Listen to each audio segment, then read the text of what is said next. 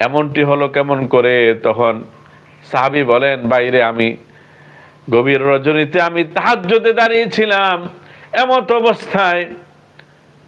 আমি যখন পবিত্র কোরআনের তেলাওয়াত করতেছিলাম, আমার এতটা ভালো লাগতেছিল, আল্লাহর প্রেমের জোয়ার আমার হৃদয়ে এতটা বইছিল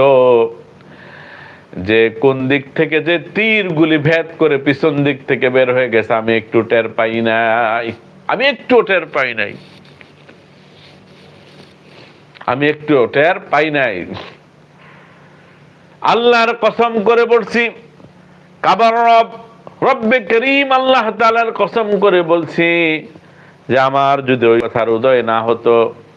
যে আল্লাহর হাবিব আমাকে পাহারার দায়িত্ব দিয়েছেন, আর এই অবস্থায় যদি আমি শাহাদাত বরণ করি তাহলে আল্লাহর হাবিবের হুকুমের অমান্য হবে